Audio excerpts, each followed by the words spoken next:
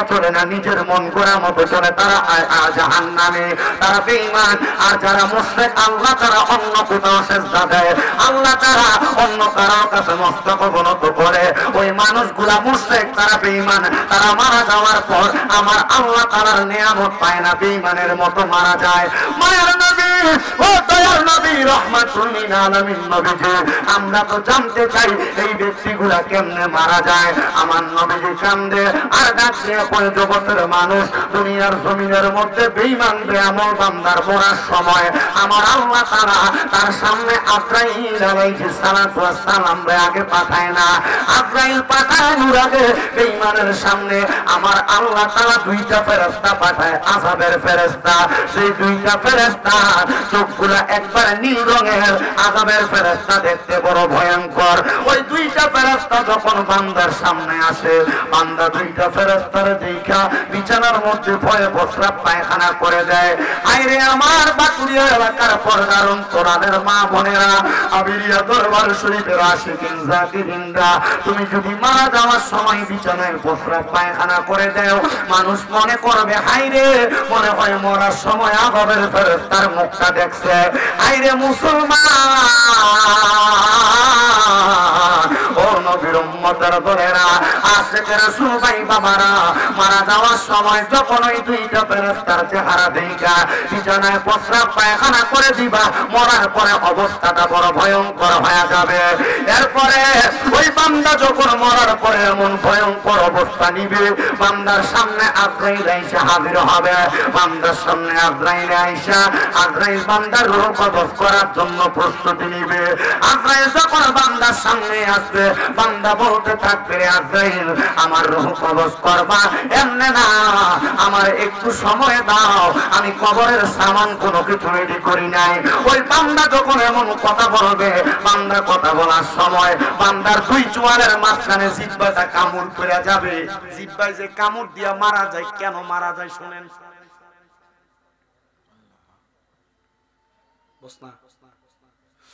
দুই চোয়ালের মাঝখানে জিহ্বাটা কামড় পড়ে যায়। জিহ্বাটা কামড় পড়ার পরে আমার যুবক ভাই, এ আমিরিয়া দরবারের মুসলিম ভাইরা, এ ভক্তবিন্দুরা, আশিকের রাসূলরা, একটু অন্তরের কানটা লাগে বয়ানটা শ্রবণ করার চেষ্টা করো। এবার বান্দার জিহ্বা কামড় পড়ার পরে বান্দা চোখের ইশারা দিয়ে আজরাইলকে বোঝানোর চেষ্টা করে। বান্দার চোখগুলা উল্টে যায়। বান্দার চোখগুলা যখন উল্টে যায়, তখন বান্দা আর কোনো কথা বলতে পারে না। এবার আজরাইল বান্দার সামনে আইসা বান্দার বুকের মধ্যে হাতটা রাখবে। আমার নূরের নবী রাহমাতুল লিল আলামিন নবী বলে, উম্মতের দলেরা, যখন একটা বান্দার সামনে আইসা আজরাইলের বুকের মধ্যে হাতটা রাখবে, তখন বান্দার কাছে মনে হবে সারা পৃথিবীর বড় বড় পাহাড়গুলো বান্দার বুকের মধ্যে চাপা দেওয়া হয়েছে। ওই বান্দা কষ্ট লাঞ্ছিত বঞ্চিত হয়ে যাবে। বান্দা মরণের কষ্টটা সহ্য করতে পারবে না। এবার বান্দার রূহটা কবজ করবে। পয়গম্বর ইদ্রিস আলাইহিস সালাতু ওয়াস সালাম বলে, একটা বান্দা ইন্তেকাল করার সময় বান্দার রূহটা যখন নিয়ে যায়, একটা জীবিত ছাগল এবং বকরিরে জীবিত অবস্থায় লটকায় দিয়া, জীবিত অবস্থায় চামড়া টাইনা টাইনা ছিঁড়া ফেললে ওই বকরি যত কষ্ট হবে, বান্দার মরার সময় রূহটা দেহ তাইকা আলাদা করলে বান্দার তত কষ্ট হয়ে যাবে। এ মুসলমান, মারা যাওয়ার সময় এমন কষ্ট দিবে, শুধু এমন কষ্ট দিবে না রে, রূহটা কবজ করার পরে রূহ আজরাইল আলাইহিস সালাতু ওয়াস সালাম রে প্রশ্ন করবে, এ আজরাইল এত তাড়াতাড়ি আমারে কোথায় নিয়ে যাও? যদি তুমি জানতা আমার আল্লাহ তাআলা আমার জন্য কত কঠিন আযাবের ব্যবস্থা করেছে, তাইলে তুমি আমার এত তাড়াতাড়ি নিয়ে যাইতা না। এবার বান্দার রূহটা যখন আজরাইলে নিয়ে যাবে, আজরাইলে হাতের মধ্যে কইরা একটা সাদা রুমাল লাগায়া আজরাইলের নাকের মধ্যে এভাবে নাক বন্ধ করে দিবে। যখন নাকটা বন্ধ করে দিবে গো, বান্দার রূহটা নিয়ে আজরাইলে প্রথম আসমানে যাবে। প্রথম আসমানে অসংখ্য ফেরেশতারা দাঁড়ায়া দাঁড়ায়া বান্দার দিকে থু থু নিক্ষেপ করবে।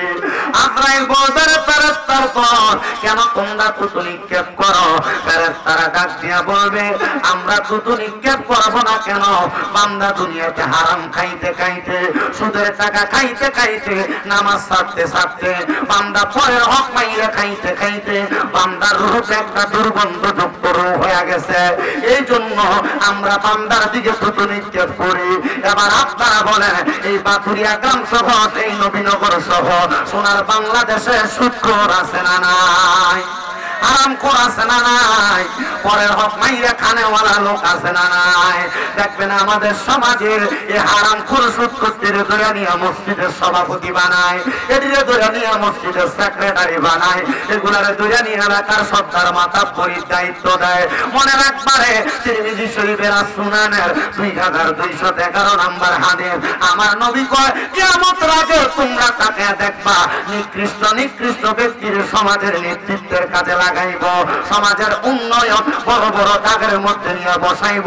এটা কিয়ামতের আলামত। শুধু এইটা বলে নাই নবী, আমার নবী কয়, এমন লোকদেরকে তোমরা সমাজে দেখবা, মানুষ একজন আরেকজনের ডরে সালাম দেয়, ভয়ে সালাম দেয়, সামনে দিয়ে সালাম দেয়, পেছন দিয়ে তার গোষ্ঠীর পর্যন্ত গালাগালি করে। এমন মুসলমানও সোনার বাংলাদেশে আছে না নাই? আছে। আচ্ছা, গভীর মনোযোগ দিয়ে শুনে আমার মুসলমানেরা, পদ্মার অন্তরালের মা বোনেরা, এই সুদের ব্যবসাটা বড় ফয়লাভ। সমাজের মানুষ এই সুদের ব্যবসা করতে করতে এদের জীবন ঝাঁঝরা করে ফেলছে। এরা সুদের সাথে জড়িত, হয় সুদ খায়, নয় সুদ দেয়, নয় সুদের ব্যবসার সাক্ষী হয়, নয় সুদের ব্যবসার স্টেম লেখালেখিতে সাক্ষী হয়ে যায়। মনে রাখবা, এই 4 প্রকারের ব্যক্তি সমান তালের অপরাধী। আমার আল্লাহ তাআলা তাদেরকে জাহান্নামের অতল গহ্বরে পুরাইব। আবার সমাজ এত নিকৃষ্ট হয়ে গেছে গো, সমাজের বেড়া মানুষ সুদ খায় না, বাড়ি বাড়ি কিস্তির নামে বেরিয়ে সুদের ব্যবসার সাথে জড়িত। আপনারা বলেন, এমন সুদের ব্যবসা সোনার বাংলাদেশে আছে না নাই? শুধু তাই নাই রে মুসলমান, এলাকায় মানুষ সুদখোর বলবে, এই কথা চিন্তা কইরা দেখবেন এলাকায় সুদের ব্যবসা করে না, ক্ষেত পাথরের জায়গা জমি বেচা ব্যাংকে নিয়ে 10-20 লাখ টাকা রাখে, আর মাসে মাসে তুল্লা তুল্লা খায়। এটার ব্যাংকের নাম দিছে FDR। এটা করে 10 বছর পরে এই 10 লাখে 20 লাখ টাকা হয়। এই সুদের টাকা তুল্লা তুল্লা খাবার খায় না রে মুসলমান। আরেকটা সুদ আপনার বউ আপনার ফার্ম দিয়া খাওয়ায়। এটা হইলো, দেখবেন আপনার স্ত্রী আপনার মাঝে মাঝে কয়, তুমি যে যা কামাই করো সব খরচ করো, আমরা না বুঝতেটার, আমরা পুরা মায়েরটার তো ভবিষ্যৎ আছে, আইন আমরা ব্যাংকের মধ্যে একটা DPS করি। এই DPS নামক সুদের ব্যবসাতে অনেকে জড়িত আছে। না রে মা, না রে ভাই বাবারা, না রে পর্দার অন্তরালের আমার আম্মুজিরা, এই হারাম দিয়া যদি তুমি তোমার জীবন সাজাইতে চাও, আমার আল্লাহ তাআলার কাছে তোমরা ধরা পড়ে যাইবা। কারণ আমার আল্লাহ তাআলা এমন ভাবে ধরবে, ইন্না বাতশা রাব্বিকা লাশাদীদের অন্তর্ভুক্ত কইরা আল্লাহর ধরা থেকে ছুটতে পারবা না। আমার আল্লাহ তাআলা শক্ত করে ধরে ফেলবে। এবার আপনারা বলেন, মৃত্যুর ভয়ঙ্কর আযাব থেকে বাঁচার জন্য সবাইকে এমন হারাম খানা ছাড়া দরকার আছে না নাই? শুধু সুদ না, আরো একটা হারাম করে আমাদের সমাজে আছে। দেখবেন মা বাপ বুঝে যাওয়ার পরে ভাই ভাইয়ের সম্পত্তি বুঝে দেয় না, বোনের সম্পত্তি বুঝে দেয় না, এমন ব্যাপার বাংলাদেশ অভাব নাই। শুধু তাই না, দেখবেন ক্ষেত পাথরে ক্ষেতের লাগায়, আলি লাগাই, ক্ষেত কোন গুরু ক্ষেত কোন, সব ক্ষেতের আগে ক্ষেতের লাইনে দিয়ে ব্যান গাড়ি চলতো, এখন ক্ষেতের গালা কাছাইতে কাছাইতে হাতের বান বানাইছে। এমন সিটার সুর জায়গা সম্পত্তি চুরি করে নেওয়া না ব্যক্তিরও সোনার বাংলাদেশে অভাব নাই। এমন অনেক ব্যক্তি আছে যারা সমাজের মধ্যে মানুষকে ওজনে কম দেয়, ঠকায়, এমন ব্যক্তির অভাব নাই। মিথ্যা কথা বলে ব্যবসা করে, এমন ব্যক্তিরও অভাব নাই। সমাজের মধ্যে প্রতারণা করে মানুষের সঙ্গে সন্ত্রাসবাদী করে, এমন মানুষের সমাজের মধ্যে অভাব নাই। মনে রাখবারে মুসলমান, এই বেঈমান বেআমল বান্দা গুনাহ, তারা গুনার কামরে গুনাহ মনে করে, তারা সুদ খায় সে জানে সুদ খাওয়া হারাম, তারা ঘুষ খায় তারা জানে ঘুষ খাওয়া হারাম, তারা হারাম খায় তারা জানে এটা হারাম, তারা জমি দখল করে তারাও জানে এটা গুনার কাম, তারা পরের হক মাইরা খায় তারাও জানে এটা গুনার কাম, তারা মানুষের সাথে অপহরণ করে মিথ্যা কথা বলে বলে খাবার খায়, এরাও জানে এটা হারাম কাম, এরা চাইলেও হারাম কাজটা করে। মনে রাখবেন গুনাহকে গুনাহ চাই না যেই ব্যক্তি দ্বিতীয়বার আবার গুনার কাজ করে এটা কুফরি। আর এমন কুফরি কন্যাওয়ালা ব্যক্তি যদি মারা যায়, মারা যাওয়ার সময় এমন নিকৃষ্ট ভাবে মারা যাবে, শিয়াল কুত্তার মতো মারা যাবে, সন্তানও তার মারা যাওয়ার সময় কোনো উপকারে আসবে না, স্ত্রী উপকারে আসবে না।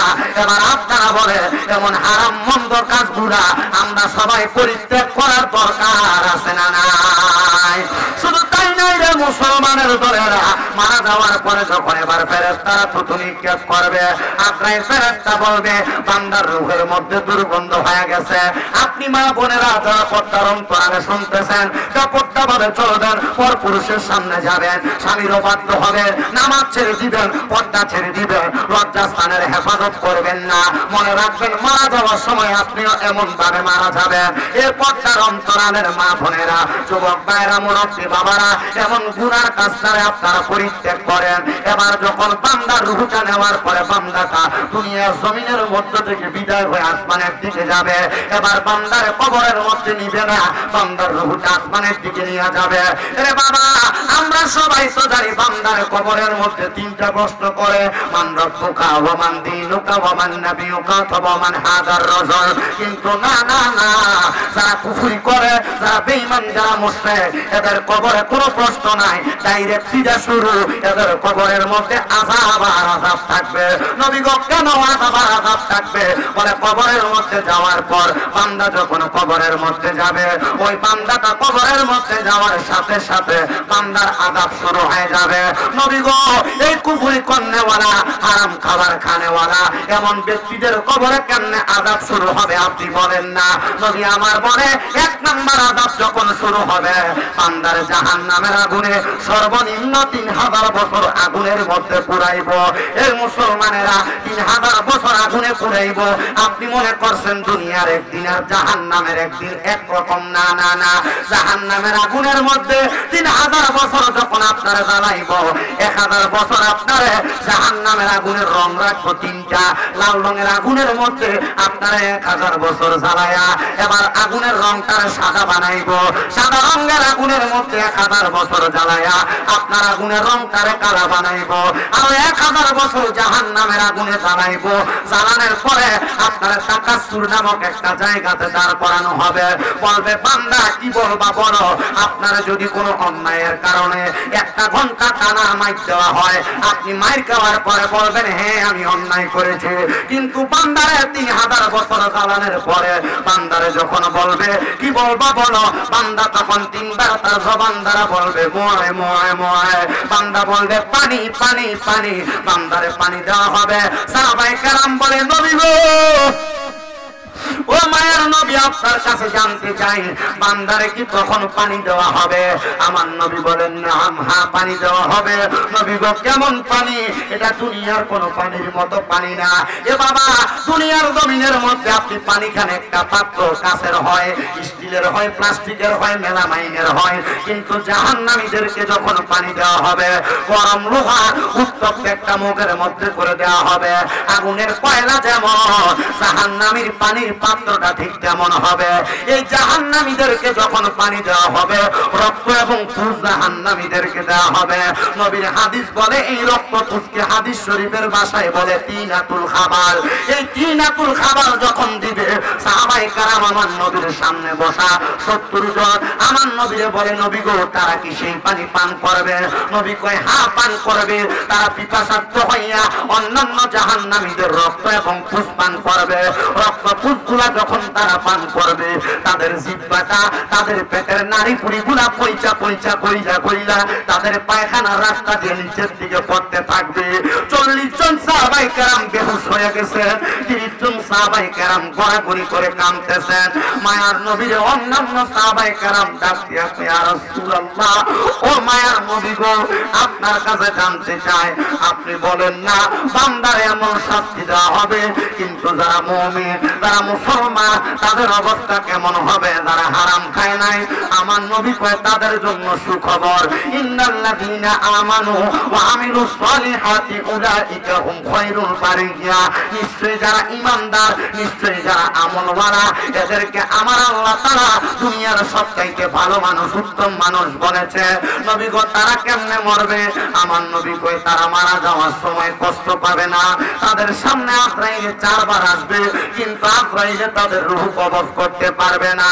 বলে হুজুর কেন কেন গো কেন? শোনো মুসলমানেরা, আজরাইল যখন বান্দার সামনে আসবে, বান্দার বুকের মধ্যে হাত দিবে, দুইটা ফেরেশতা আজরাইলকে ডাক দিয়ে বলবে, আজরাইল, বান্দার বুকের মধ্যে আল্লাহ এবং রাসূলের ভালোবাসা মুহাব্বত বিরাজমান, বান্দার রূহ বুক দিয়া কবজ করা যাবে না। এবার বান্দা বিওয়াজ শিকানোর চেহারা বরাবর আক্রমণ করা হবে। বান্দার কপাল থেকে আওয়াজ আসবে, আজরাইল, বান্দা কপাল দিয়া মুনিফে সেজদা দিয়েছে, বান্দার কপালের মধ্যে আমরা দুইজন ফেরেশতা পাহারাদার আছি, বান্দার কপাল দিয়ে রূহ বাহির করা যাবে না। আজরাইল আয়েশা বান্দার ডান দিকে হামলা করবে, ডান দিক থেকে জবাব দিবে, আজরাইল, আমরা বান্দার মা বাবার খেদমত, বান্দার ডান দিক দিয়ে রূহ কবজ করা যাবে না। বাম দিকে হামলা করবে, বাম দিক থেকে জবাব দিবে, আজরাইল, বাম দিকে আমরা বললাম বান্দার দান এবং সাদাকা, বান্দার বাম দিক দিয়ে রূহ কবজ করা যাবে না। আজরাইল ডাক দিয়ে বলবে, মানে তার রূহ তো কবজ করার কোনো জায়গা নাই। তখন আমার আল্লাহ তাআলা জানিয়ে দিবে, তুমি কি জানো না, বিকওলি লা ইলাহা ইল্লাল্লাহ ফাদাখালাল জান্নাহ ক্বাবলাল মাউতি লা ইলাহা ইল্লাল্লাহ মুহাম্মাদুর রাসূলুল্লাহ বিল ঈমান। যদি কোনো মানুষ দুনিয়াতে ঈমানদার হয়, আমলওয়ালা হয়, এই ব্যক্তি ইন্তেকালের আগে ঈমান নিয়ে মারা যাবে, কালেমা পড়ে মরবে। তাহলে মনে রাখবে, দুনিয়ার জমিনে ঈমানদার যারা, সাচ্চা পাক্কা ব্যক্তি যারা, মরার সময় কালিমা নসিব হবে তারা। কালিমা নসিব না হইয়া বোবার মতো মুখ খিচ্ছা মারা যাবেন, বউ বের হয়ে যাবে, নাকি মুখে রক্ত বের হয়ে যাবে, মানুষ আপনারা দেখলে ভয় পাওয়া যাবে।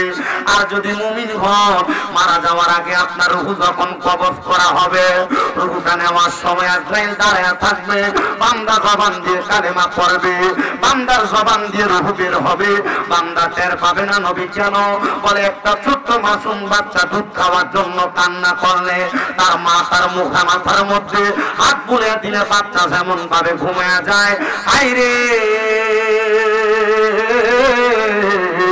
ইমানদার বান্দা এমন ঘুমিয়ে যাবে, বান্দা টের পাবে না, টের পাবে না মরার কথা। চিন্তা করছেন রে মুসলমান, মরার কথা টের পাবে না।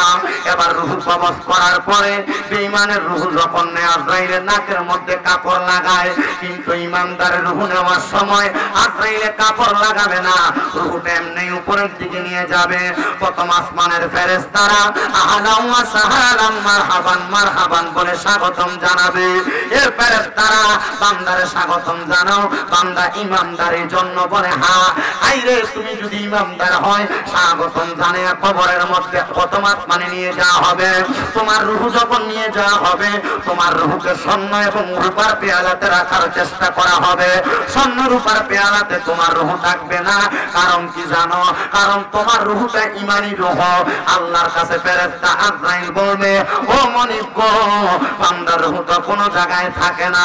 তখন আমার আল্লাহ তাআলা জানিয়ে দিবে, ওয়ালা তাকুলু লিমান ইউকতালু ফি সাবিলিল্লাহি আমওয়াত বাল আহইয়াউ ওয়ালাকিন লা তাশউরুন। তারা আমার আল্লাহর রাস্তায় মরে যায়, আল্লাহর রাস্তায় জীবন দিয়া দেয়, এরা মৃত না, বাল আহইয়াউন, তারা জিন্দা, ওয়ালাকিন লা তাশউরুন। এদেরকে যারা মরা বলে তারা নির্বোধ। আল্লাহর ওলিরা মরা না, আল্লাহর ওলিরা জিন্দা, যারা মরা বলে তারা নির্বোধ। এটা আমার আল্লাহর কথা। মুমিন বান্দা মরা না, মুমিন বান্দা জিন্দা, এটা আমার স্বয়ং আল্লাহ পাকের কথা। মুসলমান, তুমি মারা যাওয়ার পরে আমার আল্লাহ তাআলা তোমার সুন্দর জান্নাত প্রদান করবে। সাহাবায়ে কেরাম কয় নবী গো কেমন জান্নাত দিবে আপনার কাছে জানতে চায়। আমার নবী বলে জাযাউহুম ইনদা রাব্বিহিম, আমার আল্লাহর পক্ষ থেকে পুরস্কার দিবে জান্নাতুল আদন। ওই পুরস্কারের নাম হলো জান্নাতুল আদন, তাজরি মিন তাহতিহাল আনহার। ওই জান্নাত বড় সুন্দর, যার নিচে দিয়ে নহর প্রবাহিত। আনহারু খালিদিনা ফিহা আবাদা, ওই জান্নাতের মধ্যে বান্দা চিরস্থায়ী বাসিন্দা হয়ে থাকবে, আবাদা, বান্দা বের হতে চাইবে না। আল্লাহ গো ওই জান্নাতে কারা থাকবে? ওই রাদিয়াল্লাহু আনহুম ওয়া রাদু আন, তারা আমার আল্লাহর সন্তুষ্ট করেছে, আমার আল্লাহ যাদের প্রতি সন্তুষ্ট হয়েছে, এই দুই প্রকারের ব্যক্তি জান্নাতে থাকবে। এই পর্দার অন্তরালের মা, তুমি যে কর্মকাণ্ড করেছো, এই বাতুরিয়া এলাকার আমিরিয়া দরবারের মাহফিলের বাবারা, আপনারা চিন্তা করেন আপনি আল্লাহর সন্তুষ্ট কতটুকু করেছেন। আপনার বিচার জনগণ কেন করবে? আপনার বিচার আপনি নিজে করে দেখেন। মনে রাখবেন আল্লাহর সন্তুষ্ট করে তারা, যালিকা লিমান খাশিয়া রাব্বা, আল্লাহর সবচাইতে ভয় করে যারা। এবার আপনারা বলেন আল্লাহকে যারা ভয় করে তারা কোনোদিন নামাজ ছাড়ে না, আল্লাহরে যারা ভয় করে রোজা ছাড়ে না, আল্লাহকে যারা ভয় করে তারা পরের হক মাইরা খায় না, আল্লাহকে যারা ভয় করে মিথ্যা কথা বলে না, আল্লাহকে যারা ভয় করে ফায়সা কথা বলে না, আল্লাহকে যারা ভয় করে মহিলারা বেপরদা চলে না, আল্লাহকে ভয় করনেওয়ালা মহিলারা স্বামীর অবাধ্য হয় না, আল্লাহকে ভয় করনেওয়ালা মহিলারা নামাজ ছাড়ে না, আল্লাহকে ভয় করনেওয়ালা মহিলা কোনোদিন পরকীয়াতে লিপ্ত হয় না। এবার আপনারা বলে আমরা সবাই ওই আল্লাহরে ভয় করি কি করি না? সবাই করে, কিন্তু অনেকে মাতেন না। আপনার এই জাতের ওয়াজ শুনেন, আপনাদের এই শুনি আর শুনি না আওয়াজে বোঝা যায়। আমি চিন্তা করতেছি আপনারা অন্য কোনো গ্রহ থেকে আইছেন, নিরাল বই আওয়াজ শুনতেছেন। আমি কি আমার ওয়াজটা করতাম নি? দেখেন কয়টা বাজে এখন, 12:29, মানে 29 হয়েছে, এটা তো 29 বাজে, 28 ধরে নিলাম, তাহলে মোটামুটি মাইক ধরে লাইছি যে 34 মিনিট হয়ে গেছে। 13 পাইছেন না আপনারা? আমি 34 মিনিট ওয়াজ করছি, 13 পাইছে। আমার কাছে এর থেকে আরো বেশি ওয়াজ আছে, 1.5 ঘন্টা ওয়াজ করলাম না, নিরাল বইয়ে থাকবেন, 1.5 পাইতেন না। বইবেন আপনারা ইনশাল্লাহ? মাহফিলের পরে খানা আছে নিও? ও খানাও আছে বলে, আসেননি আপনারা ইনশাআল্লাহ? আমি আমার খুতবাটাও শেষ করছি না, ওই যে বেতালা দেখছি আপনারা, এখন খুতবাটা শেষ করতাম ফারাম। আপনারা আসেননি কতক্ষণ? জোরে কইয়ে না, যে সবে বরাতের রাত বেড়া। আমি আমার মসজিদে হুদে 21 মিনিট ওয়াজ করছি। কয় মিনিট? 21 মিনিট ওয়াজ করছি। আমার সময় আমার মুসল্লিরা কইছে হুজুর 21 ঘন্টার ওয়াজ হয়েছে। কয় ঘন্টা? আমার যে মুসল্লি, বেলাদা মুসল্লি সব, আমার যারা মুসল্লি, আমি দিয়ে গেলাম কি লেগেও আপনারা এমন করেন কা, আমরা আপনার হুজুর থাকতো না, কিছু হইতো না? হুজুর আপনি 1 জুমাইয়েন না, অসুবিধা নাই, 2 জুমাইয়েন না, অসুবিধা নাই, 5 জুমাইয়েন না, অসুবিধা নাই, 6 নাম্বার জুমা তাইতে হইব। কি লেগা? হুজুর আপনি আইলে আপনার কাছে ভালো লাগে, ওয়াজ করে দিয়ে যাবেন। আলহামদুলিল্লাহ, এরা খুব সুন্দর বই ওয়াজ শুনছে। আর একটা হুজুর বয় দিয়ে চলেছি, এবার ওয়াজ করে বিনানি দিয়ে চলে যাবে। মারহাবা কন্যা তো, আর জোরে কোন মারহাবা। আমি আপনাদেরকে নিয়ে 2-1টা কথা বলবো, অল্প কিছুক্ষণ সময় কষ্ট দিব। আমার ওয়াজের সিস্টেম, আমি ঠিক 1 ঘন্টা 20 মিনিট সময় কথা বলি। 1 ঘন্টা 20 মিনিট সময় আমি চেষ্টা করি আমি আপনাদের হক নষ্ট করি না, কারণ যেহেতু দাওয়াত দিয়ে আনে, আমি আমার মূল্যবান 2-1টা কথা বইলা দিয়ে যাওয়ার চেষ্টা করি। আব্বা চা জীবনে বহুত খাইতার, বা উঠতো না বাবা, সাবধান, উঠতো না, উঠতো না, ঠিক আছে নি? ইনশাল্লাহ কইছেন, ঠিক আছে ইনশাল্লাহ জাগাত থাকে মুসলমান, ইনশাল্লাহ কয় আল্লাহ যদি চায় উঠতে জাগা, এরপরে কয় যে আল্লাহ চাইছে না, লয়ে গেছি। আল্লাহ কবুল করুক, জোরে কোন আমিন। তাহলে আল্লাহর রাজি খুশি করার দরকার আছে না নাই? আল্লাহর রাজি খুশি করতে হইলে মুহাব্বতের আওয়াজে উচ্চ কণ্ঠে জোরে জোরে একটু দরুদ শরীফ পড়ার জন্য আল্লাহর কোরআনের তেলাওয়াত করেন। কারণ আল্লাহর রাজি খুশি করা যায় 2 মাধ্যমে, 3 মাধ্যমে। 1 নাম্বার আল্লাহর ইবাদত নামাজ, 2 নাম্বার তেলাওয়াতে কোরআন, 3 নাম্বার পিতামাতার খেদমত। এই 3 মাধ্যমে আল্লাহরে খুশি করা যায়। আসেন আমরা জবান খুলে আল্লাহরে খুশি করার জন্য কোরআনের তেলাওয়াত করি। ফি শান হাবিবিহি ওয়া মাহবুবিহি ওয়া মাশুকিহি মুখবিরা ওয়া আমিরা। ইন্নাল্লাহা ওয়া মালাইকাতাহু ইউসাল্লুনা আলান النبي يا আইয়ুহাল্লাযীনা আমানু সাল্লু আলাইহি ওয়া সাল্লিমু তাসলিমা আল্লাহুম্মা সাল্লি মুহাব্বত নিয়ে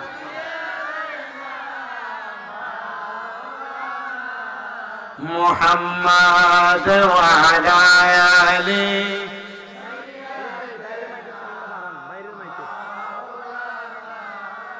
বেবে দেখো মনে মনে তেমনি করছ নবীর সনে নইলে থাকবা হাসরে মুহাম্মদ ইয়া রাসূলুল্লাহ আল্লাহুম্মা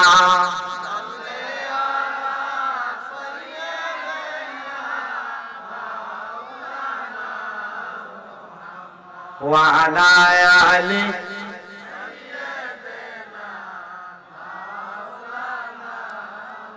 আমি আমার বাতুরিয়া এলাকার ভাই বাবাদের কাছে জানতে চাই আমার নবীর দুরূদ পড়লে লাভ হয় না লস হয়? কিন্তু আপনারা কেউ জোরে পড়েন, কেউ আস্তে পড়েন, কেউ শুধু ডুলেন। আমার নবী কি কয় শুনেন, নবী কয় উম্মত দুনিয়ার জমিনের ভিতরে যেই ব্যক্তির সামনে আমি নবীর দুরূদ পড়া হয় আর সে তার জবানটারে বোবার মতো করে রাখে, তার মতো বখিল আমার উম্মতের ভিতরে আর কেউ নাই। মানে দুরূদ পড়ার সময় কেউ যদি জবানটা বোবার মতো করে রাখে সে সবচাইতে বেশি বখিল। এরপরে আমার নবী কয় উম্মতের দলেরা দুনিয়ার জমিনের মধ্যে যেই ব্যক্তি আমি নবীর প্রতি যত বেশি দুরূদ শরীফ আদায় করবে জান্নাতের মধ্যে সেই ব্যক্তি আমি নবীর তত কাছাকাছি থাকবে। বলেন বাবারা, আমরা সবাই মরার পরে নবীর কাছাকাছি থাকতে চাই কি চাই না? যদি কাছাকাছি থাকতে চাই জোরে জোরে দরুদ শরীফ পড়ে আল্লাহুম্মা সাল্লি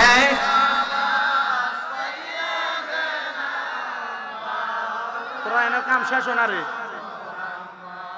وعلى آل سيدنا নূর নবীজির ফসিনা মুবারক মিসকার চাইতে আরো সুগান সাহাবীরা আকর রূপে করতেন তাহাবে বহার আল্লাহুম্মা সাল্লি মারহাবা। তোমার কাছে কয়েক হাজার মানুষ দুরূদ শরীফ পড়ে। محمد وعلى آل سيدنا لا إله إلا هو لا إله حسبي ربي جل الله ما في نور محمد ونور محمد لا إله لا لا إله لا لا إله আল্লাহ আদম হাওয়া বানাইলা তুমি বেহেশতের মাঝে রাখিলা। বলেন আদম নাইলা আল্লাহ বেহেশতের মাঝে রাখিলা। আবার হাতে মতে গোতন খাওয়াইয়া দুনিয়াতে পাঠাইলা। লা ইলাহা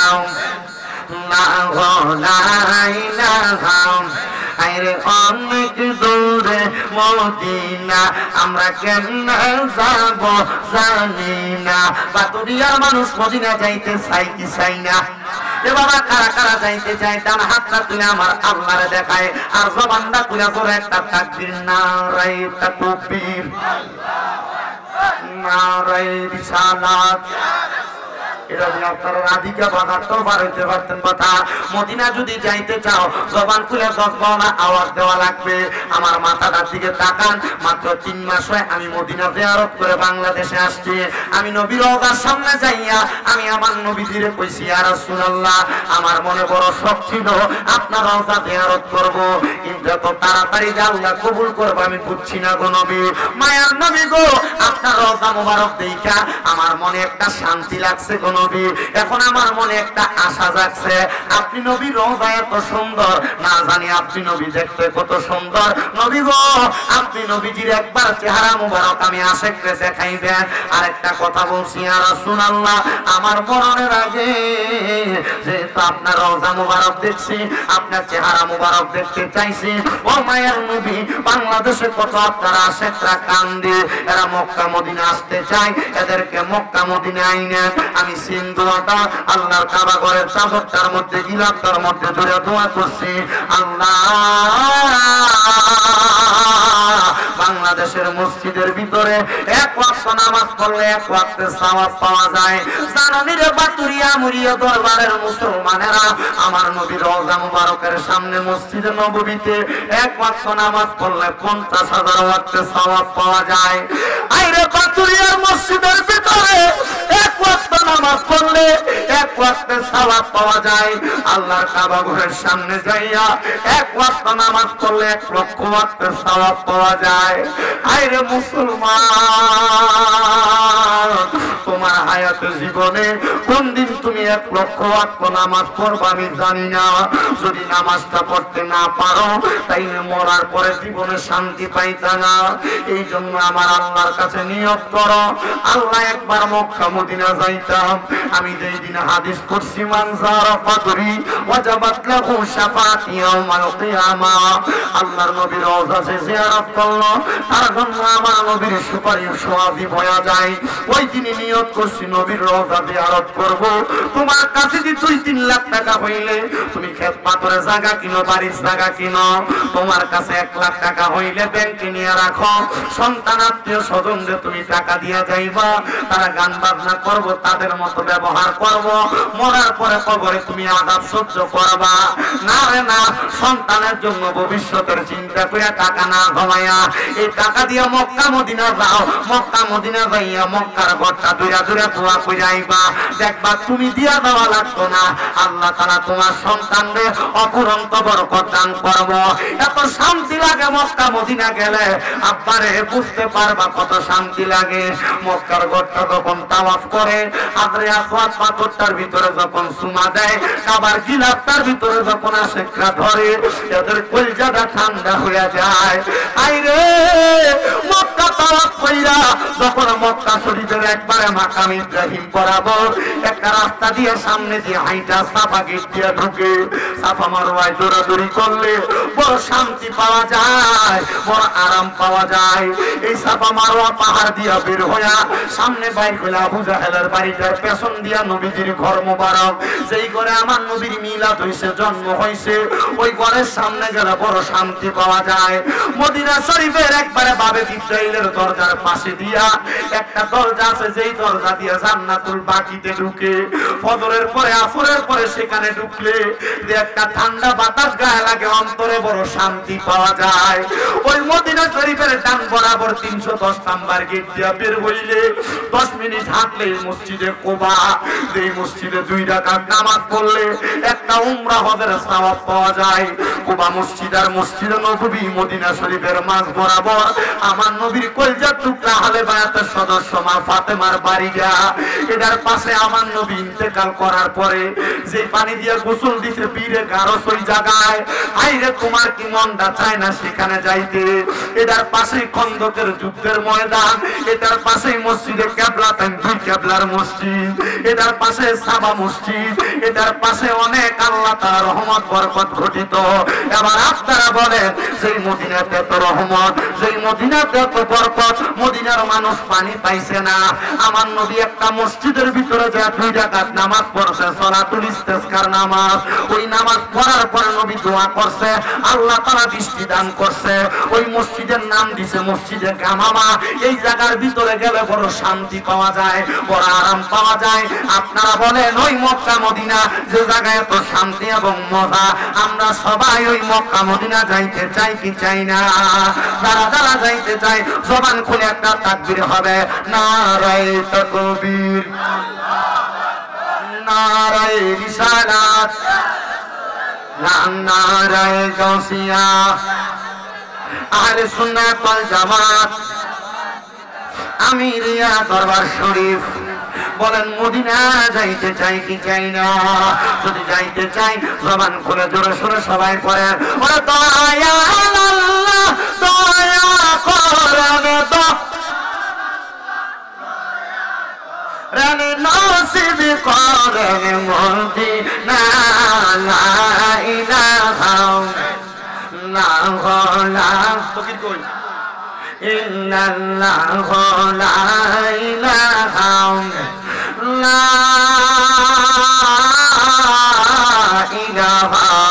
ইল্লাল্লাহ মুহাম্মাদুর রাসূলুল্লাহ সাল্লাল্লাহু আলাইহি ওয়াসাল্লাম। হে আমার বাতুরিয়া আমিরিয়া দরবারের ভাই বাবারা বন্ধুরা, আমরা তো আজকের মাহফিলে খাবারের জন্য টাকা পয়সার জন্য আসি নাই, আজকে মোহন মনিবের খুশির জন্য। জীবনে অনেক গুনাহ করছি, আমরার গুনার খবর মা বাপ সন্তান সন্ততি আত্মীয় স্বজন কেউ জানে না। জানে আমার আল্লাহ আসেন জীবনের গুনাহগুলা মাফ করানোর জন্য। মুহাব্বতের আওয়াজে একটু আল্লাহ তাআলার ইসতিগফারের জিকির করি। আল্লাহ আল্লাহ আল্লাহ আল্লাহ আল্লাহ। সুন্দর করেন সুন্দর করেন।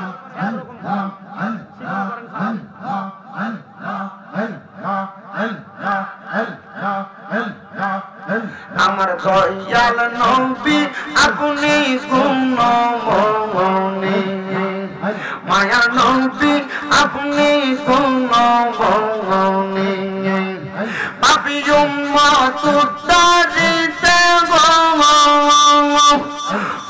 ও নবী সাজদায় থাকবেন পৌঁহরি গো নবী, দয়াল নবী আপনি গুণমণি।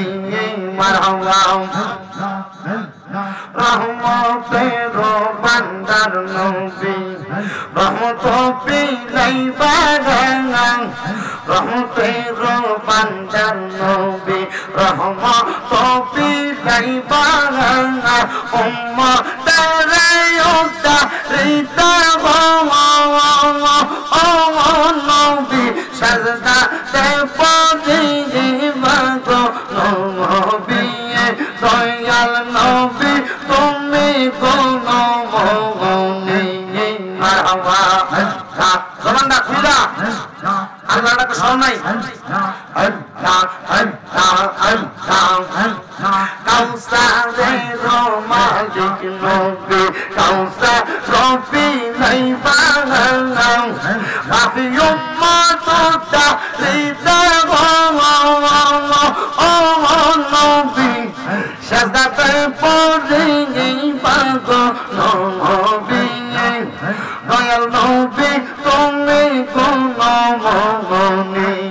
মারহাবা আল্লাহ আল্লাহ তোমার লাইগা বানাইয়াছে গো আমার আল্লাহ সাজদা দুনিয়া গো নবী, দয়াল নবী তুমি গুণমণি। মারহাবা আল্লাহ আল্লাহ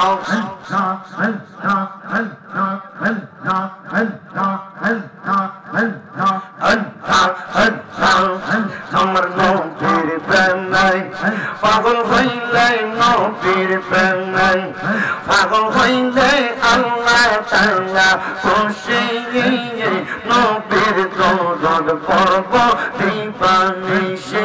মারহাবা আল্লাহ আল্লাহ আমার নবীর প্রেমে সে হয় মাঙা তাহার সম্মান রইছি রকাল রমানাতে হযরত বিল্লাল বানসায় প্রেমের রশি, নবীর দরদ পড়ব দিবানিশি।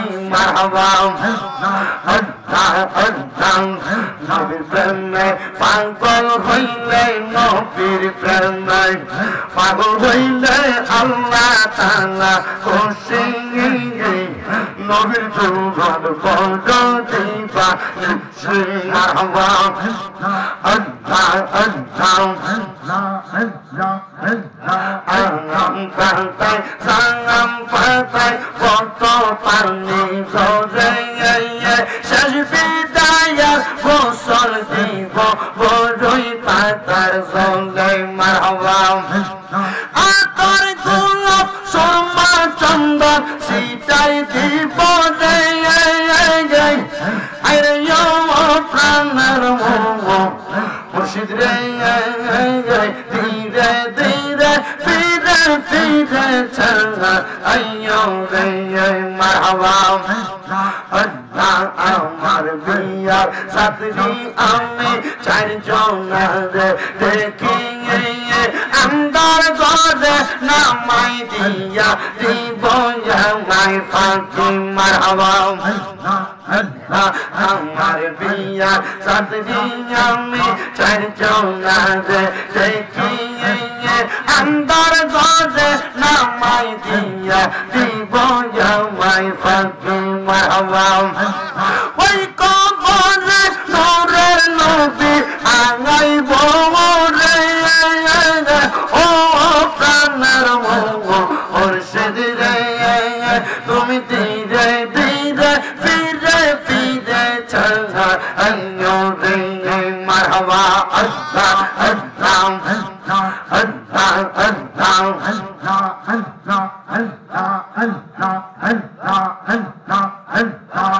রতালে মা ফাতেমা হাসান হোসেন নবীর জানার জান গো তিনি পরাণে দমন ববে আঙ্গার নাই রে দমন ববে আঙ্গার নাই রে দমন মুশকিল কুশা নাম লম করিয়া যতন ববে আঙ্গার নাই রে দমন মারহাবা আল্লাহ আল্লাহ আল্লাহ মুশকিল কুশা কেমন দমন চিন্তাই না দে সেই নামের দোহাই দিলে দূরে যাই সময় ববে আগার নাই যে দমন মারহাবা আল্লাহ আল্লাহ আল্লাহ নবী মুশকিল কুশা দিনেতে এক জমন আল্লাহ নবী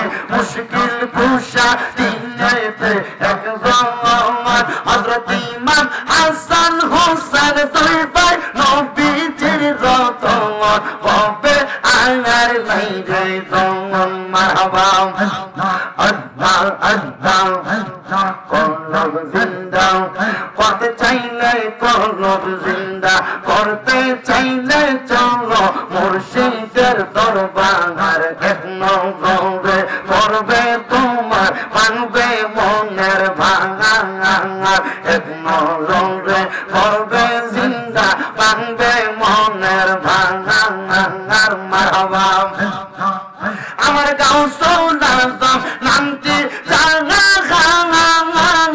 আতায় রাসূল ভাগি না তার গাউসে পাকার খাজা বাবা গাউসে পাকার খাজা বাবা একই রঙের রঙিন তানার কলব জিন্দা করতে চাইলে চলো আউলিয়ার দরবার মারহাবা আল্লাহ আল্লাহ কলব জিন্দা করতে চাইলে কলব জিন্দা করতে চাইলে তো আউলিয়ার দরবার ও মুসলমান আউলিয়ার দরবার মারহাবা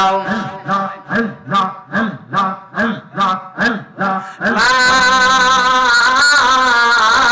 ইলাহা ইল্লাল্লাহ মুহাম্মাদুর রাসূলুল্লাহ সাল্লাল্লাহু আলাইহি ওয়াসাল্লাম একটা জবান বন্ধ রাখবেন না আপনারা বলেন আমার আল্লাহ তাআলা সন্তুষ্টির জন্য আল্লাহ জিকির করে সন্তুষ্টি করা যায় কি যায় না এ মুসলমান আল্লাহকে সন্তুষ্টি করার জন্য আরেকটা ইবাদত আছে রে বাবা সেই ইবাদতের কথা আমার আল্লাহ তাআলা কোরআনুল কারীমে ঘোষণা করেছে বিসমিল্লাহির রহমানির রহিম ওয়া মিনাল লাইলি ফাতাহাজ্জাত বিহি নাফিলাতান লাকা আসা আইয়াবাসাকা রাব্বুকা মাকামান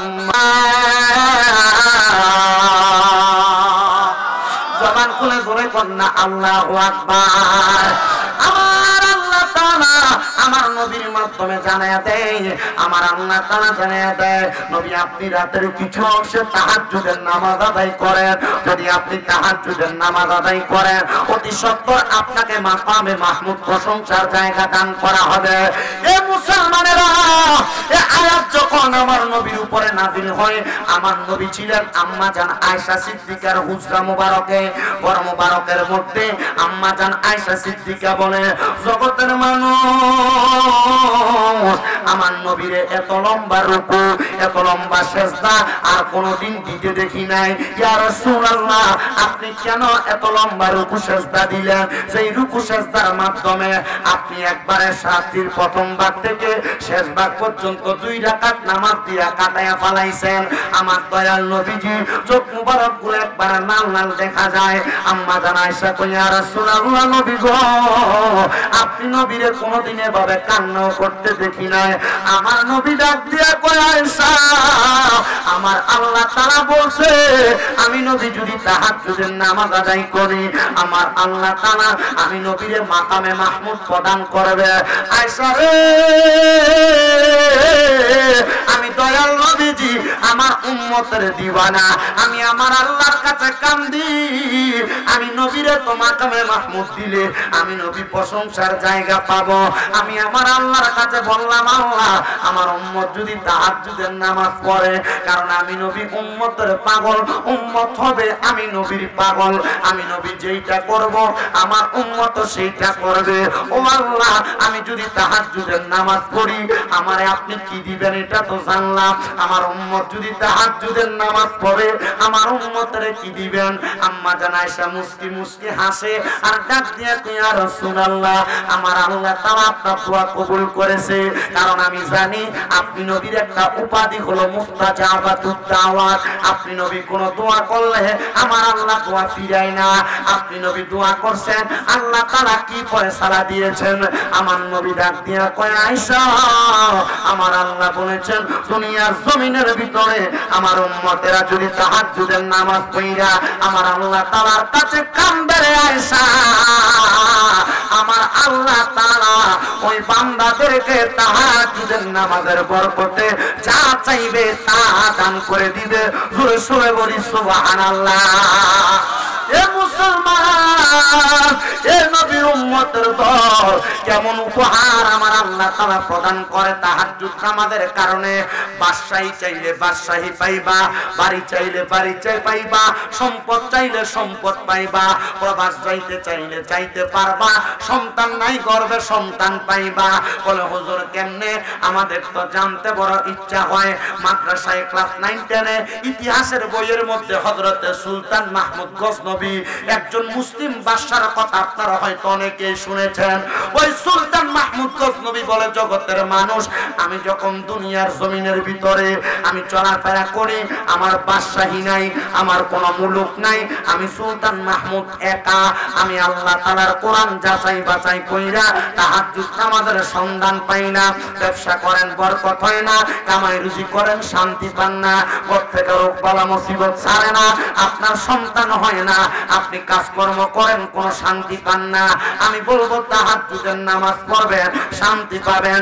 সুলতান মাহমুদ গজনবী কয়, আমি তাহাজ্জুদ নামাজ পড়িনা আল্লাহর কাছে শুধু কাঁদছি, আল্লাহ আপনি আমারে সম্মান প্রদান করেন। আমার আল্লাহ তাআলা সুলতান মাহমুদ গজনবীরে গজনব এলাকার বাদশা বানায় দিছে। আস্তে করে না জোরে কোন সুবহানাল্লাহ। গজনব এলাকার বাদশা হওয়ার পরে দুনিয়ার অনেক মানুষ দেখবেন সম্পদের মালিক হওয়ার পর নিচা জাতের মানুষটা আর ভাল লাগে না। রাস্তা দিয়ে হাঁটে রিক্সার ড্রাইভাররা সালাম দেয় না। রাস্তা দিয়ে যখন হাঁটে দেখবেন রাস্তা দিয়ে চলার পথে কেন কি কয় কৃষকরা চোখে লাগে না। এমন অনেক মানুষ আছে সম্পদের মালিক হওয়ার পর নিচু লোকদেরকে ভালো লাগে না, নিম্নবিত্তদেরকে ভালো লাগে না। সুলতান মাহমুদ গজনবী কয়, না, আমি বাদশা হওয়ার পর এই মানুষদেরকে সম্মান দিয়েছি, তাজিম করেছি। এই জগতের মানুষ সুলতান মাহমুদ গজনবী সম্পদ হওয়ার পর নামাজ ছাড়ে নাই, ইবাদত ছাড়ে নাই, আল্লাহ তাআলার ইবাদত ছাড়ে নাই। উনি বলে আমি তাহাজ্জুদের নামাজ প্রতি রাতে রাতে পড়তাম। এই পর্দার অন্তরালের মা রোগ বালা মুসিবত কেমনে ছাড়বো? 5 ওয়াক্তই তো পড়ো না, তাহাজ্জুদ করবা কোন সময়? যুবক ভাইরা, মুরব্বী বাবারা, শরীর সুস্থ থাকবো কেমনে? 5 ওয়াক্তই তো পড়ো না, তাহাজ্জুদ করবা কোন সময়? আল্লাহ তাআলা ফরজিয়ত ইবাদতের পাশাপাশি নফল ইবাদতের কারণে সম্পদ দেয়, রিজিক দেয়, শরীরের অসুস্থতা দূর করে, বিপদ আপদ কাটায় দেয়। তো তুমি তো ফরজ ইবাদতই করো না, নফল ইবাদত করবা কোন সময়? সুলতান মাহমুদ গজনবী কয় আমি যখনই বিপদে পড়তাম, টেনশনে পড়তাম, আমি আল্লাহর কাছে তাহাজ্জুদের নামাজের পর দোয়া করতাম, আর আমার আল্লাহ তাআলা আমার দোয়া কবুল করে ফেলতো। কিন্তু সুলতান মাহমুদ বলতেছে এই জগতের মানুষেরা, আমি একদিন রাজপ্রাসাদ থেকে রাত্র গভীর হওয়ার পর তাহাজ্জুদের সময় বের হয়ে গেলাম। তাহাজ্জুদের সময় যখন বের হইলাম, হওয়ার পর আমি তাকায় দেখলাম আমার এলাকায় 4টা লোক রাস্তা দিয়ে হাঁটে। আমি সুলতান মাহমুদ এতদিন মনে করতাম আমি মনে হয় একা একা তাহাজ্জুদ নামাজ পড়ি, আর কেউ মনে হয় পড়ে না। আমি 4টা লোক দেখে শান্তি পাইলাম। দেখছনি এই 4টা লোক তো তাহাজ্জুদের নামাজ পড়ে, কিন্তু এই 4টা লোক তাহাজ্জুদ নামাজ পড়তে আসে নাই। এরা বলক এলাকা থেকে আসছে সুলতান মাহমুদ গজনবীর ভাই চুরি করব। কি করতে আসছে? চুরি করতে আসছে। সুলতান মাহমুদ গজনবী কয় আমি এই 4 জনকে দেখা চিন্তা করলাম আমি একা একা তাহাজ্জুদ নামাজ পড়ি না। আমি দেখলাম তারা 4 জন তাহাজ্জুদ নামাজ পড়ার জন্য মনে হয় চুরি করতে আসছে। আর ওই 4 জন ওই পার থেকে চিন্তা করে দেখছনি আমরা চুরি করতে আসছি, কিন্তু এই ব্যক্তির সাহস কত, একা একা চুরি করতে চলে আসছে। এবার সুলতান মাহমুদ গজনবী ওযু বানাইয়া যখন নামাজটা শেষ, নামাজ পড়ার জন্য উঠবে, ওই 4 জন সুলতান মাহমুদ গজনবীর সামনে সুলতান মাহমুদ গজনবী জিজ্ঞাসা করে এ ভাইয়েরা আপনারা কেন আসছেন? 4 জন কয় আপনার যেই কাম আমরা সেই কাম। এবার সুলতান মাহমুদ গজনবী কয় তোমরা তো আমার এলাকার মানুষ না, অপরিচিত লাগে, আমার যেই কাম তোমরা সেই কাম, তোমরা বলো তোমাদের কাম কি? বলে আমরা আসছি বলক এলাকা থেকে, তুমিও আসছো চুরি করতে, আমরা আসছি বলক থেকে বাদশার বাড়ি চুরি করতে, তুমি কি আমরা সঙ্গে সঙ্গী হইবা? সুলতান মাহমুদ গজনবী কয় কি দেখছনি আমার বাড়িতে চুরি করবে কিন্তু আমার চিনে না। সুলতান মাহমুদ গজনবী রহমতুল্লাহ আলাইহি ডাক দিয়া কয় চুরি যে করতে আসছো, কি ক্ষমতা নিয়ে আসছো 4 জন চুরি করতে? যদি ধরা খাইয়া যাও, কয় তুমি যে একা আসছো তুমি ধরা খাইতা না, আমরা 4 জন ধরা খামো। 4 জন ডাক দিয়া কয় তুমি যে চুরি করতে আসছো তোমার ক্ষমতা কি? সুলতান মাহমুদ গজনবী কয় আমি ডান দিকে তাকাইলে জেল হাজত মাফ হয়ে যায়, আমি বাম দিকে তাকাইলে ফাঁসির আসামি মাফ হয়ে যায়। ওই 4 জন কয় আমাদেরও ক্ষমতা আছে, তুমি চাইলে আমাদের সাথে চুরি করতে পারো। বলে কেন গো? বলে কারণ হইল চুরির ধরা খাইলে হয় ফাঁসি দেয় নয় জেল হাজত দেয়, তুমি ডাইনে তাকাইলে তো জেল হাজত মাফ, বামে তাকাইলে ফাঁসি মাফ, তাহলে আমরা সাথে চুরি করলে যদি আমরা ধরা খাই তাহলে জেল হাজত মাফ হবে, ফাঁসিও মাফ হবে। সুলতান মাহমুদ কয় তোমরা ক্ষমতা জানার আগ পর্যন্ত তোমরা লগে চুরি করা যাইতো না, তোমরা 4 জনের কি ক্ষমতা তোমরা বলো। ওই 4 জন থেকে একজন কয় যখন চুরি করতে রাত্রবেলা যাই কুকুর ঘেউ ঘেউ করে, কুকুরের ভাষা আমি বুঝতে পারি। 2 নাম্বার ব্যক্তিরে জিগায় তোমার ক্ষমতা কি? কয় যত কঠিন তালা হোক না কেন ইশারার সাথে আমি তালা খুলতে পারি। 3 নাম্বার ব্যক্তিরে জিগায় তোমার ক্ষমতা কি? বলে আমার ক্ষমতা হইল ঘরে প্রবেশ করার সাথে সাথে নাকের ঘ্রাণ টান দিলে কোন জায়গায় সোনা মণি মুক্তা জহরত আছে আমি বলতে পারি। 4 নাম্বার ব্যক্তিরে জিগায় তোমার ক্ষমতা কি? বলে আমার ক্ষমতা হইল আমি রাত্র বেলা যারে দেখি দিন হইলে তারে চিনি। এ ভাই যেহেতু তুমি চিনো, ঠিক আছে চলো আমরা একসাথে চুরি করতে যাই। এবার বাড়ির দিকে ঢুকে কুকুর ঘেউ ঘেউ করে ডাকে। সুলতান মাহমুদ গজনবী কয় এ কুত্তার ভাষা বুঝনেওয়ালা ব্যক্তি, তুই কত কুত্তা এখন কি কইছে? কয় কুকুর বলছে আমরা নাকি বাড়ির মালিককে নিয়ে বাড়িতে ঢুকতেছি চুরি করতে, আমরা 5 জনই তো চোর, বাড়ির মালিক আসবো কই থেকে? আসলে কি 5 জন চোর না একজন বালা? কথা কয় না।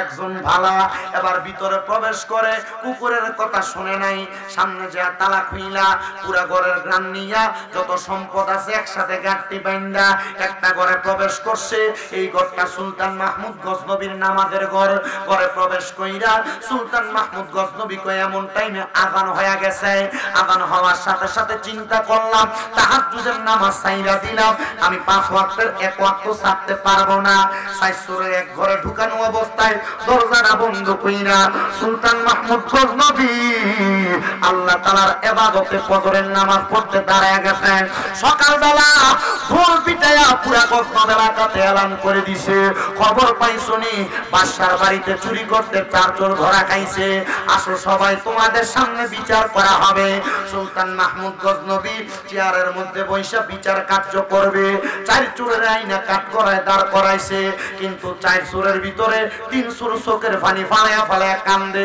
1 চোরে হাসে কান্দে কয়জন আসে কয়জন কি লেগে এটা আসে কইতে পারবেন ওই যে রাত্রিবেলা যারা দেখে সবাই প্রশ্ন করতেছে এ পাগল বাদশার বাড়িতে চুরি করতে আসছো বাদশা তোমার জেল দিতে পারে ফাঁসি দিতে পারে তুমি যে হাসো তারা তো কান্দে ডাক দিয়া কয় না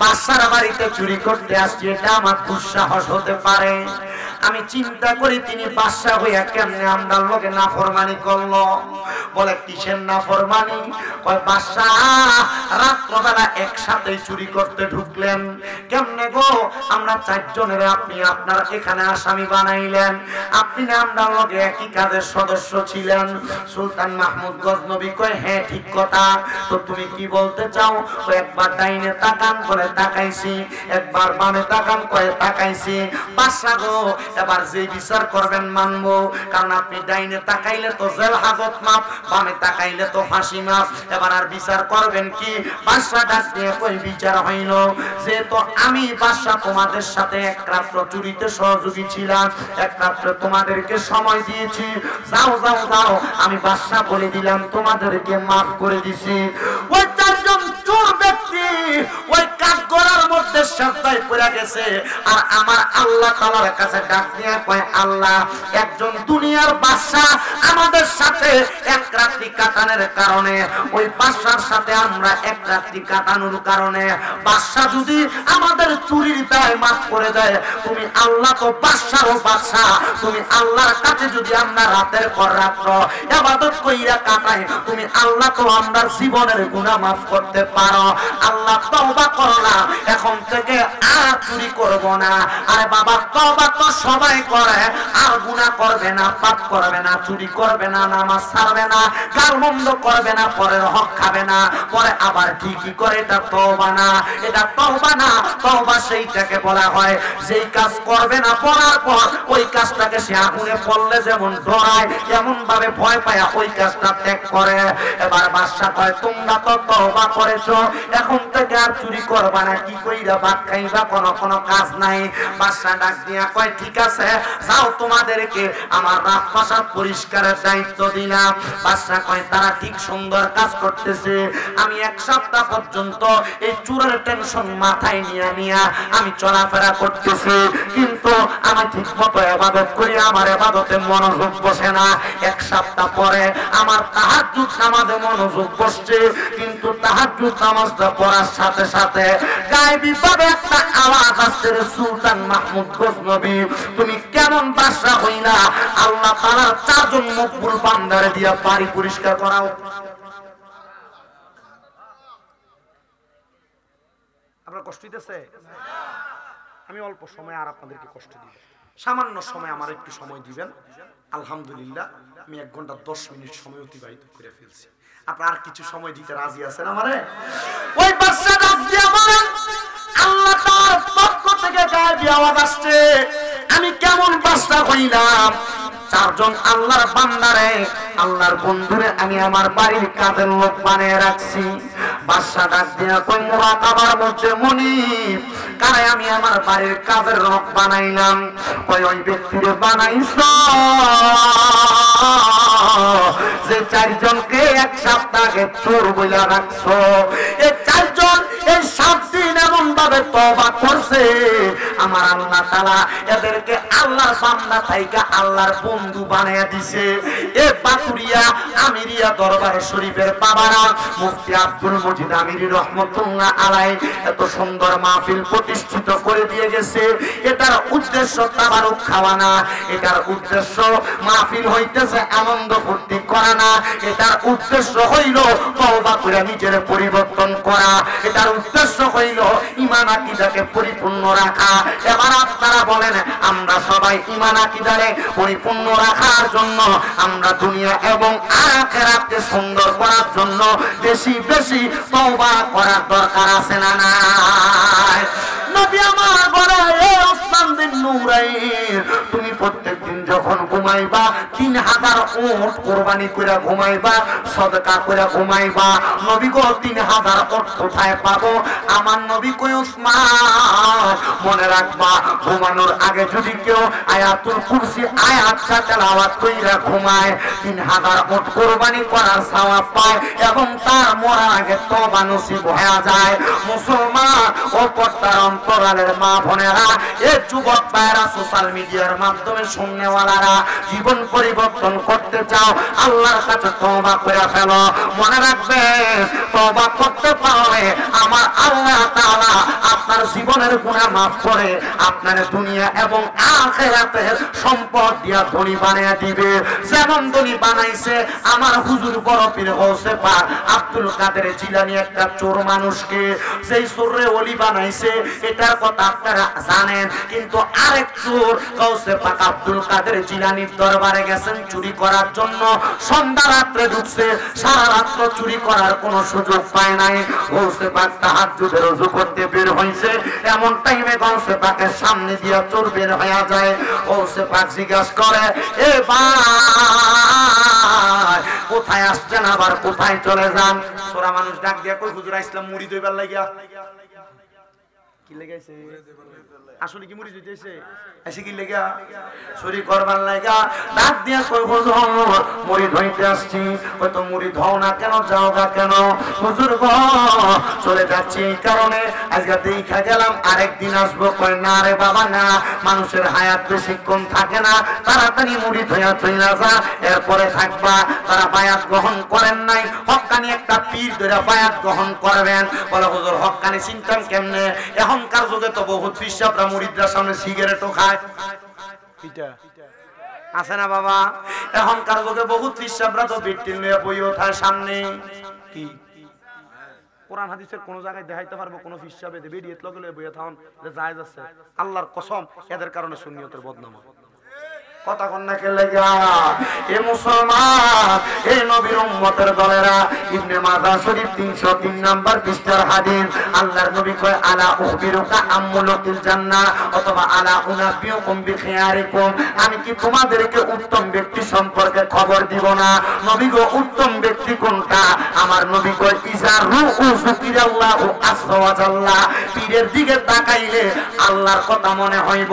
বলে হুজুর আল্লাহর তো কোনোদিন দেখছি না, আল্লাহর কথা কেমনে মনে হইব? মনে রাখবা, পীরের ঈমানের পাওয়ার, আমলের পাওয়ার, এই দুইটা জিনিসের পাওয়ারে তোমার আল্লাহর কথা মনে করে দিব। এটাই হক্কানি পীর, এটারে দেখলে তোমার আমল আখলাক ঈমানের প্রতি দৃঢ়তা বাড়বে। এবার আপনারা বলেন, এমন হক্কানি পীর যাচাই বাছাই করার দরকার আছে না নাই? হক্কানি পীর গৌসে পাক আব্দুল কাদের জিলানী ডাক দিয়ে কয়, বাবা মুড়ি খাও। হুজুর মুড়ি দইতাম, ওযু নাই তো। চিন্তা করছে ওযুর মাসালার, ওযুর ফাঁকনা দিয়ে একটু ভাঙবো। হুজুর কয়, নে আমার পানিটা দিয়ে ওযু কর, আমার ওযু করা শেষ। হুজুর গৌসে পাকের ওযুর পানিটা পর্যন্ত তারে দিয়া ওযু করাইছে। পরে ঘরে ঢুকে কয়, তোর শরীরের কাপড়গুলা সুন্দর দেখা যায় না, নে রে আমার গায়ের একটা পাঞ্জাবি তোরে পরাইয়া দিলাম। ওরে বাজারে রো সাদা মার্কিন আমার অঙ্গে না লাগায়ো, মুর্শিদ তোমার গায়ে পুরান চাদর দিয়া আমার জানাজা পড়াই দিও, যাইতে আমায় সঙ্গে নিও। বলে আর কোন দল চাই না মুর্শিদ, যাইতে আমায় সঙ্গে নিও।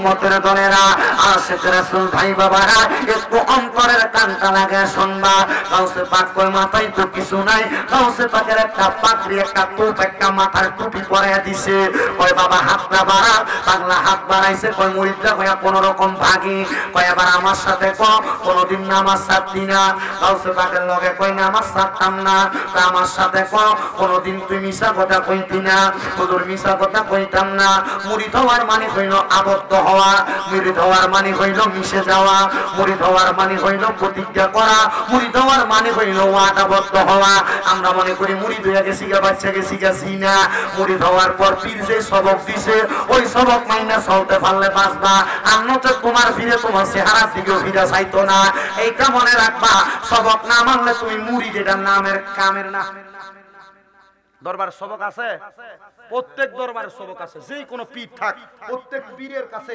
5 ওয়াক্ত নামাজের পরে সবক আছে আছে না আর যদি কোন আপনি নাই তার মানে আপনি সবক জানেন না এর লাগি আপনি নাই কোন নাই কোনো কিছু নাই সব কিছু আছে আমরা হুজুররা আমার এক ওস্তাদ আছে হুজুর আমরারে দেখলে আমরা মালানা কইয়া ডাকতো মালানা মাওলানা কইতো না মালানা কইতো একদিন আমি হুজুরে কইলাম হুজুর আপনার কথার বেদরা তো বেশি ভালো না আপনি মাওলানা কোন না আপনি মালানা কোন হুজুর এটার মানে কি তোরা যে পড়ালেখা করো সেই যুগে আইয়া মা মানি না লা মানি না না মানিও না তোরার ভিতরে নাই নাই কিচ্ছুই নাই আমি কইলাম হুজুর কথা তো সত্য আসলে তো সত্য আমরা এমন জাত আমার কাছে আছে কিন্তু আমরা এটারে লইতাম জানি না কথা কই না ঠিক কি না দশে পাঁচ বাবা তুমি বলো নামাজ ছাড়বা না হুজুর ছাড়তাম না বাবা তুমি বলো মিছা কথা কইতা না হুজুর কইতাম না গাউসে পাক কই এই দুইটা সবক দিলাম এডি মানলে তুমি আমার মুরিদ চইলা গেছে গাউসে পাকের দরবার থেকে যায় আর চিন্তা করে রাত্র তো শেষের পথে এখনো তো কিছুই চুরি করতে পারলাম না সামনে পড়ছে ইরাকের বাদশার বাড়ি এবার বাদশার বাড়িতে ঢুকতেছে চুরি করবার লাগা বাসার বাড়ির দারোয়ান দাঁড়ানো চোখে ঘুম ঘুম বাপ বাড়ির ভিতরে প্রবেশ করতে দারোয়ান জিগায় কে আপনি কই যান কয় বাসার বাড়িতে চুরি করবার লাগা দারোয়ান কয় এত লম্বা পাঞ্জাবি পরা লোক মাথায় ডুবি লাগাই না মনে হয় বাসার কোনো ভাই বন্ধু হইব যাইতেছে আমার লগে টিস্কারি করতেছে মনে হয় মস্কারা করতেছে ডাক দিয়ে কই যান কই বলে যাচ্ছি চুরি করার জন্য বলে না ঠিক আছে যান আপনি দারোয়ান দাঁড়ানো ঘরের মধ্যে প্রবেশ কইরা মণি মুক্তা জহরত যা আছে সব নিছে নিয়া বসে এমন টাইমে আবার ফজরের আজান পড়ে যাওয়াতে চিন্তা করে ধনী মানুষ এত তাড়াতাড়ি তো ঘুম থেকে ওঠে না গাউসে বাগ যে তো কইছে নামাজটা ফুইরে হইলই মালগুলো একটা সাইডে রেখে নামাজ পড়ে আমরা সমাজে এমন দাতের বহুত ছোট দেখবেন বাইবাতিদা জমি দখল করে রাখছে সুদে টাকা খায় ঘুষে টাকা খায় মসজিদের সামনের কাতারে দেয় নামাজ পড়ে এমন ছোট্টা বেড়াই আমরা এলাকায় আছে না নাই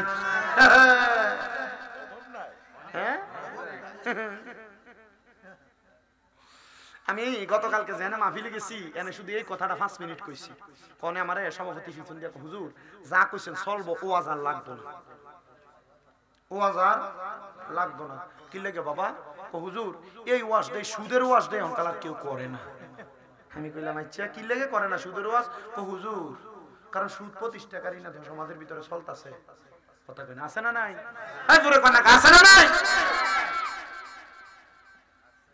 এ মুসলমান ওই ব্যক্তি নামাজে দাঁড়াইছে এমন টাইমে ইরাকের ওই বাদশার ঘুম ভাঙছে বাইরে হয়ে দেখতেছে তার বাড়ির রাজপ্রাসাদের বড় বড় সিন্ধুকুলার মুখ খোলা প্রবেশ কইরা দেখতেছে একজন লম্বা জুব্বাওয়ালা মাথায় পাগড়িওয়ালা নামাজ পড়তাছে এবার যায় কইতাছে দেখছনি মনে হয় চোরে চুরি কইরা যাইতে লাগছিল আরে আল্লাহওয়ালা ব্যক্তি আমার মালডি বাঁচাইছে আসলে কি তাইনে বাঁচাইছে না তাইনি চোর তাইনি নিজেই চোর এবার নামাজটা শেষ করছে এবার বাদশা ডাক দিয়া কয় কে গো আপনি আর কোনোদিন তো আপনারে দেখি নাই আপনি আমার মাল সম্পদ সব বাঁচাইছেন বস্তাটা সামনেই পড়ে আছে উনি ডাক দিয়া কয় বাদশা গাউসে পাকের কাছে ওয়াদা করা মিছা কথা কইতাম না এ বাদশা আমি চোর থেকে মাল বাঁচাই না আমি নিজেই চোর বাদশা ডাক দিয়া কয় আমি এতদিন মুড়ি দইবার লাগিয়া লোক তো আয়া পাই না দেখছনি কেমন জাতের ব্যক্তি চোরের কাছ থেকে মাল উদ্ধার করছে তো করছে চোরে বাঁচাইবার লাগে চোরের ভাই নিজের কান্দে লইছে হুজুর আল্লাহর কসম আমনের মতো ফিসাব আর দুনিয়াতে নাই আমনে বড় ফিসাব আপনি আজকে আমারে মুড়ি করাইয়া যাইবেন আমরা সেটা আপনার কদম ছাড়তাম না আসলে কি বেটা ফিসা সর্দি গাউসে পাকের নজর পড়ছে আরে গাউসে পাকের এমন নীলা সুরকে ধরে কুতুব বানায় গাউসে পাকের এমন খেলা সুরকে ধরে কুতুব বানায় আইরে মাইয়া মানুষ ফোলা বানায় বাগদাদের মাজার আইরে মাইয়া মানুষ ফোলা বানায় বাগদাদের মাজার আমার গাউসে পাকের নাম জপিলে আল্লাহ পাওয়া যায় আমার গাউসে পাকের নাম জপিলে যাইও মনে কাঁদিস নাই আর গাছ নাই কাঁদিস নাই আর বাস্ত নাই গাউসে পাকের নাম জপিলে আল্লাহ পাওয়া যায় আমার গাউসে পাকের নাম জপিলে আমার গাউসে পাকের কেরামতি পূজা বড় অসীমতি গাউসে পাক আমরা এদিকে চলেনি আমার গাউসে পাকের কেরামতি পূজা বড় অসীমতি গাউসে পাকের কেরামতি পূজা বড় অসীমতি চোরকে ধরে কুতুব বানাই চোরকে ধরে কুতুব বানাই বাগদাদের মাজার আমার গাউসে পাকের নাম জপিলে আল্লাহ পাওয়া যায় আমার গাউসে পাকের ও মনে কাঁদিসি নাই আরে গাছ তলায় কাঁদিসি নাই আরে বাস তলায় গাউসে পাকের নাম জপিলে যাই বলেন গাউসে পাকের বাজানো ওই বাচ্চা ডাক দিয়া কয় ভাই জানো ও হুজুর আপনার কাছে আমার বায়াত করান প্রয়োজনে আমার মাল সম্পদ সব নিয়ে যান বাচ্চাকে নিয়ে যায় আপনার মতো ফির আমি কোনোদিন ছাড়তাম না সুন্দর করে কয় আজকে যদি মুরিদ না করায় তাহলে তো আমার এখান থেকে ছাড়তো না সুর বলেই মাইরা ছাড়বো ঠিক আছে অজু করে আয়ো অজু করে আসছে মুরিদ করার সিস্টেমটা তো জানে কারণ ওই আইছে একটু আগে হাতটা বাড়াও এই নেত্রা বাড়াইছে বাবা কও বলে কি বলে নামাজ ছাড়তা না ছাড়তাম না বাবা মিছা কথা কইতা না হুজুর কইতাম না তা মুড়ি দিয়ে গেছে হুজুর এখন দি দেখি আপনি আরো বড় ফির ফির না হুজুর আপনি কুতুব কয় কি লাগা কয় হুজুর যে দুইটা বিষয়ের কথা কইছেন বর্তমান সমাজে তো মানুষ নামাজ পড়তেই চায় না মিছা কথা বেশি কয় এই দুইটা বিষয় আপনি আমারে মুরিদ করাইছেন হুজুর আপনার মতো ফির হইতে পারে না কি জাতের ফির রে হুজুর চলে যাইতেছে চিন্তা করতেছে মাল নেওয়ার দরকার নাই পিড়াতে খেতে বাচ্চি এটাই শুক্রিয়া বাচ্চার বাড়ির ধরা খাইছি বের হইয়া যাইতেছে বাচ্চা ডাক দিয়ে হুজুর হুজুর সুরে যদি আমার সব নিয়ে যাইতো এগুলা তো এমনি চলে যাইতো হুজুর এগুলা আপনি হাদিয়া স্বরূপ নিয়ে যান ওরে গরের মাংস নিয়ে গেল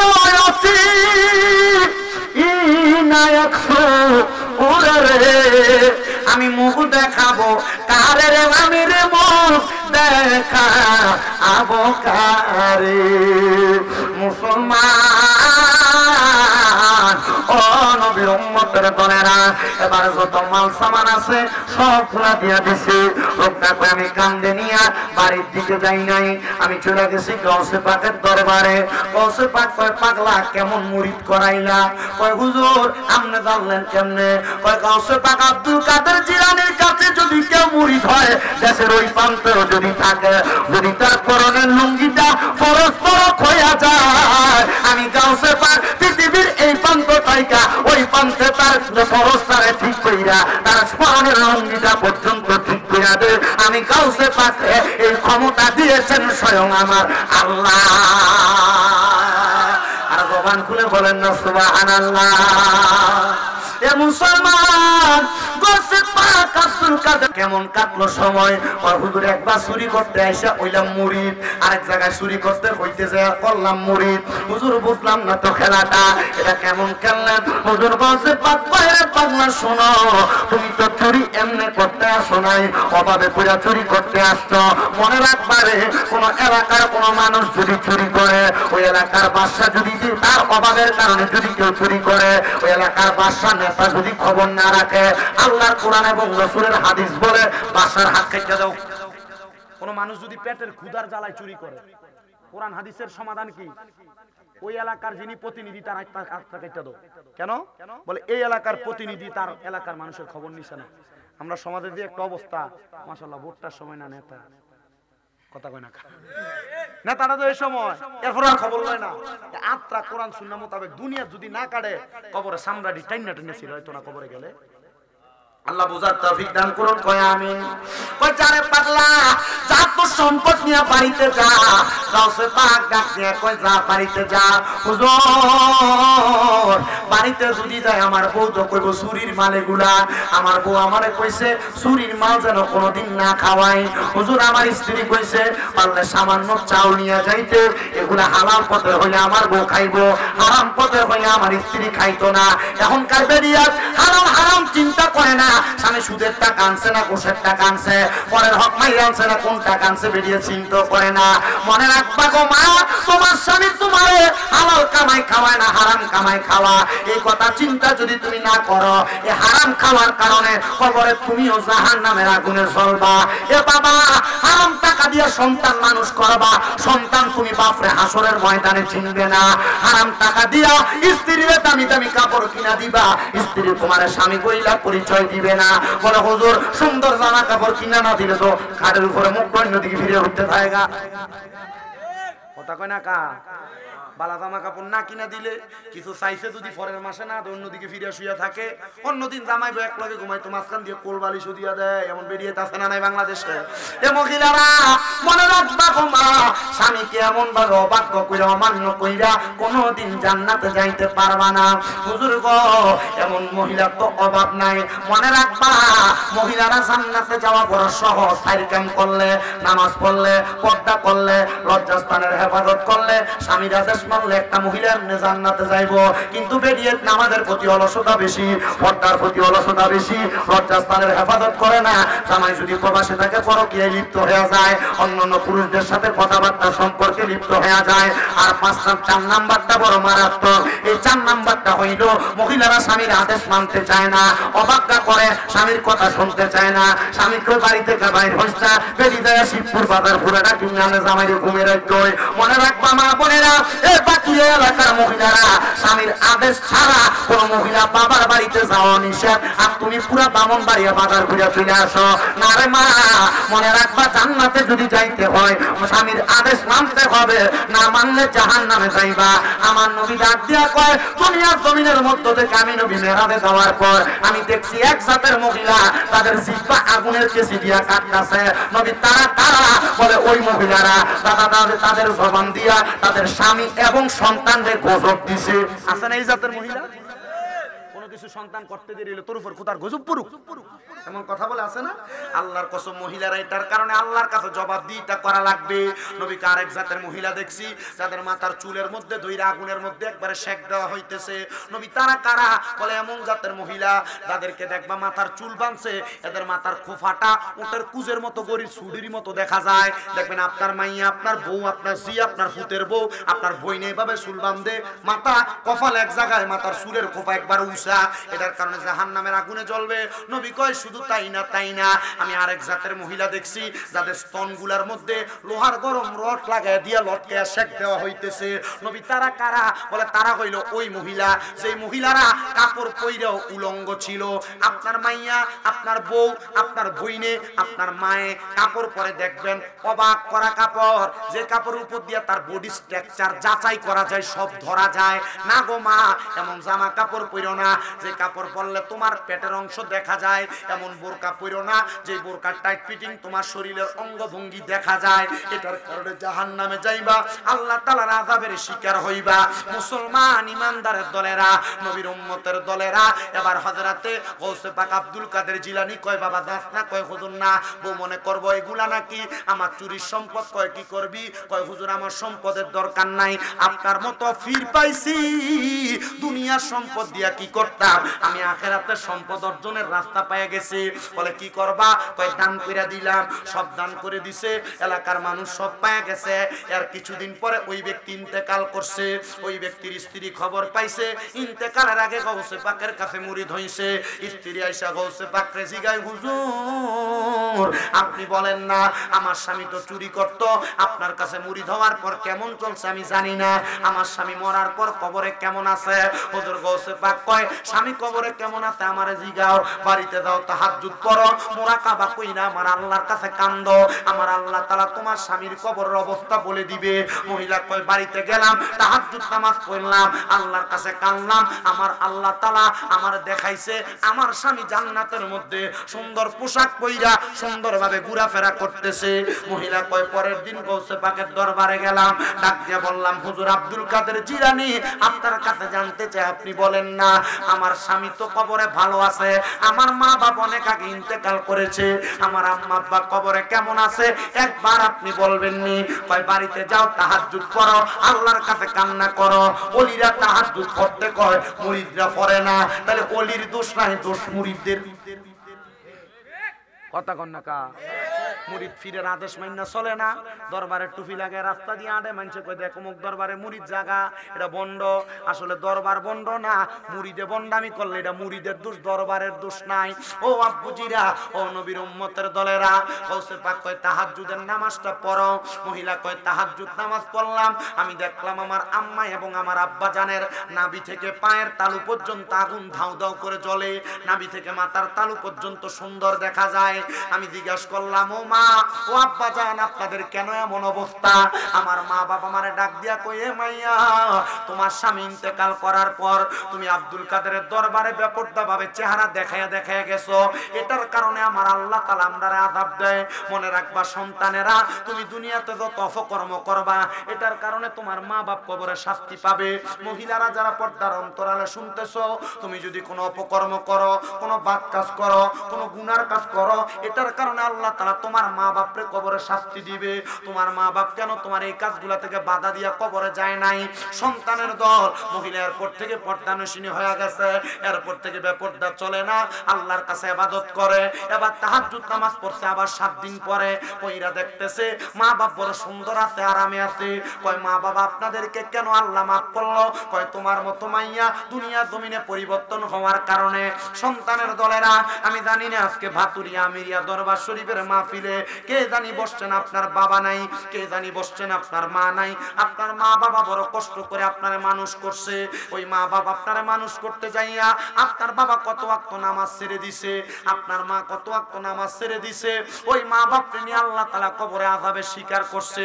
সন্তানের দল, আপনার কদমে হাত দিয়া বলি, ওই মা বাবার জন্য আপনি বেশি বেশি করে দোয়া করবেন। যেই মা আপনারে না খাওয়ায়া নিজে খাইছে না, যেই বাবা আপনার জন্য নিজে ভালো জামা কাপড় পরে নাই, ঈদের দিনে আপনারে ভালো জামা কাপড় পরাইয়া দিছে, আপনি সন্তান আপনার বাবার জন্য কি করছেন একবার চিন্তা করে দেখেন। আপনি আপনার আব্বার জন্য কোনো কিছু করতে পারেন নাই। আব্বাজান অন্ধকার কবরে, সন্তান চিন্তা করে দেখছনি আব্বাজান পুরা লুঙ্গিরা পরে ঈদের ময়দানে গেছে, যদি জিগাইতো বাবা আপনি কেন নতুন জামা কাপড় পরেন না, আব্বা উত্তর দিত পুত্রে এখন কি আর আমার ঈদের বয়স আসেনি, এখন তোমার কাছে টাকা আছে কিন্তু ওই আব্বাজান দুনিয়াতে নাই, আব্বাটারে 500 টাকা দিয়ে একটা লুঙ্গি কিনা পরাইতে পারো না। এ সন্তান, আম্মা কাপড় রাস্তার মধ্যে 10-5 টাকা বাইন্দা রাখছে, ওই মা জননী তোমার স্কুল মাদ্রাসায় কামে যাইতে 10-5 টাকা দিছে, এখন মায়ের কাপড়টা ছিঁড়া, মা কোনো নতুন জামা কাপড় পরতে পারছে না, তোমার কাছে টাকার অভাব নাই কিন্তু তুমি তোমার মা জননীরে একটা 1000 টাকা দিয়ে কাপড় কিনা পরাইতে পারো না। মা কবরে, সন্তানের দল তোমার পায়ে ধরে আবদার করি রে বাবা, তোমার মা কবরে, তোমার বাবা কবরে, ওই আম্মা আব্বার জন্য তুমি কোনো কিছু করতে পারো না। মা জননী পান্তা ভাতটি খাইছে না, আমার ফুতের ওদি দিয়ে আইলে পান্তা ভাতটা খাইলে তার কলজাটা ঠান্ডা হইব, মা জননী ওই খাবারটা তোমার লাইগা রাইখা দিছে। চিন্তা করছো নি রে বাতুরিয়া আমিরিয়া দরবার শরীফের বাবারা, ওই মা অন্ধকার কবরে, আম্মা জানলে তো একটা লোকমা খানা তুমি খাওয়াইতে পারো না। হায়রে হে ব্রাহ্মণবাড়িয়া নবীনগরের বিদগড়ের বাতুরিয়া আমিরিয়া দরবারের বাবাজিরা বন্ধুরা, একবার চিন্তা করে দেখো, তোমার মা কবরে, তোমার আব্বা কবরে, আম্মা আব্বারে খাওয়াইতে পারো না। আজকে পর্দার অন্তরালে কত মাইয়ারা মা বাপারা মা বাপরে একটু খাবার যত্ন করতে পারে না। এই সবে বরাতের রাতে অনেক পোলাপান মা বাবার কাছে মাপ চাইছে, মা বাবার পায়ে ছইরা সালাম করছে, আজকে তারার মা কবরে বাবা কবরে, মসজিদের মধ্যে দোয়া করছে মা বাপের লাগা, সন্তানের দল। সামনে মাহে রমজান মাস আসতেছে, মা বাবা তোমারে ডাইকা ডাইকা তাহারির সময় উঠে ভোর রাতের বাত্রি খাওয়াইছে। রমজান মাস আসবো কিন্তু মা বাপ তোমারে ডাক দিয়া ঘুম থেকে তুলতো না। আম্মাই আব্বা সুন্দর সুন্দর ইফতার বানিয়ে খাওয়াইছে, বুইলা গেছো মা বাপকে নিয়ে একসাথে বইসা বইসা ইফতার করছো। মা বাপ তোমার শরবত অর্ধেক খেয়া দিয়া দিছে। রমজান মাস যাইবো, তোমার সামনে রং বেরঙের ইফতার থাকবো, কিন্তু তোমার মা দুনিয়াতে থাকতো না। মা কত সুন্দর ইফতার বানাইয়া তোরে খাওয়াইছে, রমজান মাসটা চলে যাইবো, তুই তো তোর মারে একটু দামি ইফতার খাওয়াইতে পারতি না। হাইরে চিন্তা করে দেখ, রমজান মাসে মা দুধ কলা মাখে খাইতে পছন্দ করত, এখন দুধ কলা তোর ঘরে থাকবো কিন্তু তোর মা বাপ তোর ঘরে থাকতো না। রমজান মাসটা আসলে যখন আসবো, তুমি তোমার নিজের জন্য জামা কাপড় কিনবা, সন্তানের জন্য কিনবা, কিন্তু মা বাপের লাগে তো কিনতে পারতা না। মা বাপ কবরে শুয়ে রইছে, সন্তান ওই মা বাপ কবরে, কিন্তু অনেক জাতের সন্তান আছে তারা তাদের মা বাপরে বাদ দেয় না। বউয়ের দুইটা কথা শুই না মা বাপরে জুদা কইরা দেয়, আলাদা কইরা দেয়। সন্তান তোমার পাউডির ভিতরে দইরা বলি, যদি মা বাপরে জুদা আলাদা কইরা থাকো, এখান থেকে বাড়িতে যাইয়া মা বাবার পায়ে ধরে মাপ চাইবার, কইবা মা ও আব্বা আমারে মাফ করে দেন। যতক্ষণ না মাফ করছে ততক্ষণ পাও চাইরো না। বলে হুজুর যাদের বাড়িতে মা আছে তারা বাড়িতে যাইয়া মার পায়ে ধরে মাপ চাইবো, আমার তো আম্মা নাই, আমি কার পায়ে ধরে মাপ চাইবো? হুজুর যাদের বাড়িতে আব্বা আছে তারা বাড়িতে যাইয়া বাবার পায়ে ধরে মাপ চাইবো, আমার তো আব্বা নাই, আমি কার পায়ে ধরে মাপ চাইবো? সন্তান চিন্তা করে দেখো, মা বাপ বাচ্চা থাকলে যদি মা বাপরে মাসে 1000 টাকার ফল কিনা খাওয়াইতা, 12 মাসে কি 12,000 টাকার ফল কিনা খাওয়ান লাগতো না? মা বাপ বাচ্চা থাকলে মাসে যদি 2000 টাকার ভাত তরকারি খাওয়াইতা, 12 মাসে কি 24,000 টাকা লাগতো না? তোমার মা বাপ তোমার লাখ লাখ টাকার জায়গা দিয়া গেছে, বাড়ি দিয়া গেছে, ক্ষেত পাথরে জায়গা দিয়া গেছে, কই তোমার মা বাপ তো তোমার কাছে জায়গা জমি চায় না। চিন্তা করে দেখো, যদি দিয়া না যাইতো, ভাড়া থাকতা, তুমি তো 12 মাসে প্রতি মাসে 5000 টাকা ভাড়া দিলে 12 মাসে 60,000 টাকা ভাড়া দেওয়া লাগতো। ওই মা বাপ কবরে, সন্তান ওই মা বাপের কথা চিন্তা কইরা। আমি ওয়াজটা শেষ করার আগে আমি শুধু দুইটা ছেলে চাই। হুজুর মা বাপ বাচ্চা থাকলে মাসে 1000 টাকা মা বাবার পেছনে খরচ হইলে 12 মাসে 12,000 টাকা খরচ হইতো। ওই মা বাপের ভালোবাসা আমি 10,000 টাকা আগামী বছর মাহফিলে দান করাম। আমার আম্মার লাগে দোয়া করেন, আমার আব্বার লাগে দোয়া করেন। হুজুর আমি 10,000 টাকা দান